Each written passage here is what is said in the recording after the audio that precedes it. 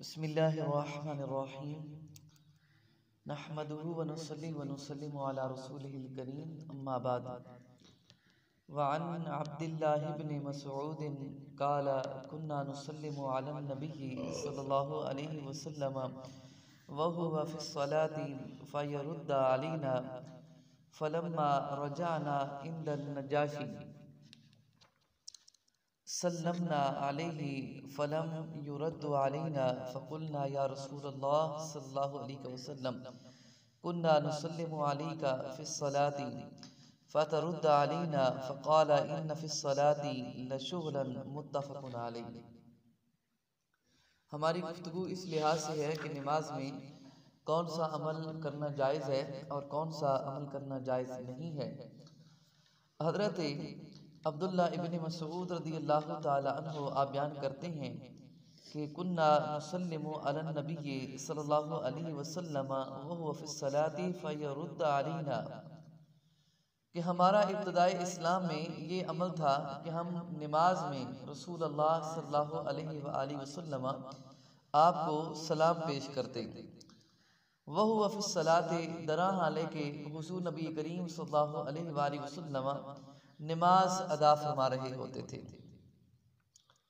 وَيَرُدَّ عَلَيْنَا، تو آپ نماز میں ہی ہمیں ہمارے سلام کا جواب ارشاد فرماتے۔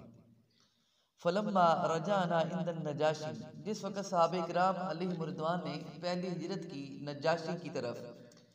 تو پھر وہاں سے جب واپس آئے تو حضرت عبداللہ ابن مسعود رضی اللہ تعالی عنہ آپ کہتے ہیں کہ جب ہم وہاں سے واپس لوٹے تو ہم نے رسول اللہ صلی اللہ علیہ وآلہ وسلم آپ کو سلام کیا۔ سلمنا علیہ، آپ کو سلام کیا۔ جب آپ پر سلام کیا تو فلم یرد علینا، تو آپ نے ہمیں جواب ارشاد نہیں فرمایا، یعنی کہ نماز میں آپ نے جواب نہیں دیا۔ بلکہ یہ تو ایک روایت ہے، شاید آگے آ جائے۔ ایک روایت میں ہے کہ ایک صحابی رسول وہ انتہائی پریشان ہو جاتے ہیں کہ حضور نبی کریم صلی اللہ علیہ وآلہ وسلم آپ نے انہیں ایک کام پر روانہ فرمایا۔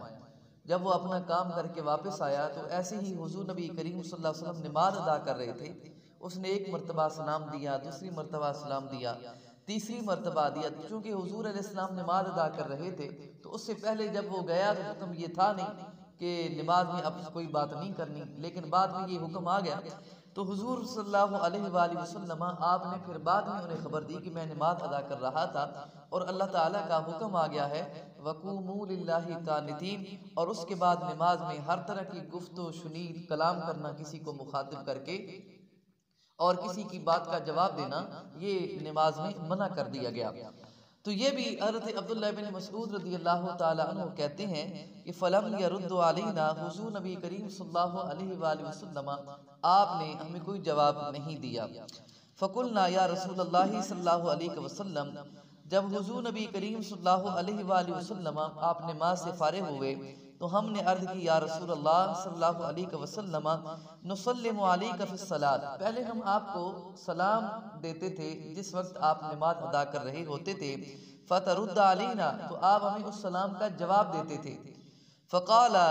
ان فی الصلاۃ لشغلا، جب صحابہ کرام نے یہ سوال کیا تو رسول اللہ صلی اللہ علیہ وآلہ وسلم آپ نے فرمایا کہ نماز ایک خود مشغول ہونے والی چیز ہے،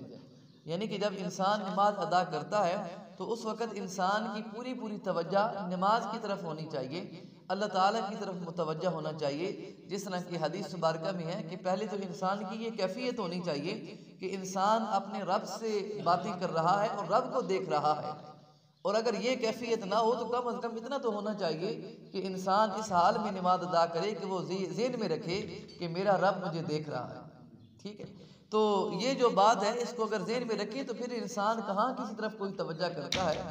یہ الگ بات ہے کہ کچھ لوگ جن کو پورے دن کی بھولی ہوئی باتیں نماز میں یاد آتی ہیں یا نماز میں وہ حساب و کتاب کرتے ہیں اپنے سارے معاملات کا،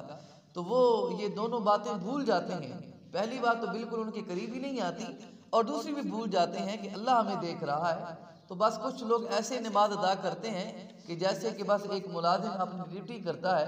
کہ یہ نہ ہو کہ تنخواہ بند ہو جائے، تو کہیں ایسا نہ ہو کہ جنت میں داخلہ بند ہو جائے، بس ڈیوٹی پوری کرنی ہے، ٹوٹل پورا کرنا ہے۔ کچھ لوگ ایسے نماز ادا کرتے ہیں، تو بہرحال ایسی نماز ادا نہیں کرنی چاہیے. نماز کے اندر خشوع و خضوع ہونا چاہیے. جب انسان اس طرف متوجہ ہوتا ہے نا کہ میرا رب مجھے دیکھ رہا ہے، تو پھر اس کی نماز پڑھنے کا ایک انداز بدل جاتا ہے. آپ دیکھیں کہ مثال کے طور پر آپ نماز ادا کر رہے ہیں تو کوئی آپ سے اعلیٰ قسم کا انسان، چاہے وہ دنیا کے لحاظ سے ہو یا علم کے لحاظ سے ہو، وہ آپ کو دیکھ رہا ہو تو یقیناً آپ سنبھل کے نماز پڑھیں گے کہ کہیں کوئی ایسی غلطی نہ ہو جو مجھے نکال دے یا کوئی اور معاملہ نہ ہو جائے. تو جس بندے کو ایک دنیا دار انسان سے اتنا خوف آتا ہے، وہ اپنے رب سے خوف کیوں نہیں کرتا کہ میرا رب مجھے دیکھ رہا ہے؟ تو نماز ایسے ادا کرے،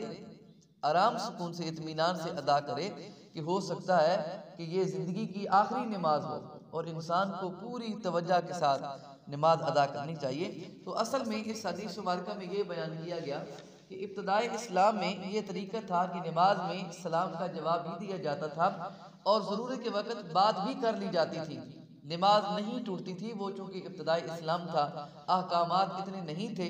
لیکن بعد میں حکم آ گیا وَقُومُوا لِلَّهِ قَانِتِينَ. جب اس آیت مبارکہ کا نزول ہوا تو پھر اس کے بعد نماز میں ہر طرح کی جو کلام ہے، جو نماز کے باہر خارج لوگوں سے کی جاتی ہے، اس سے منع کر دیا گیا. اب اگر کوئی کسی بندے سے کلام کرے نماز میں تو اس کی نماز فاسد ہو جاتی ہے. بعض علماء نے اتنا لکھا ہے کہ اگر کوئی سخت مجبوری بن جائے تو سر ہلا کر اشارے کے ذریعے کوئی جواب دے سکتا ہے، جیسے کوئی مجبوری بن سکتی ہے.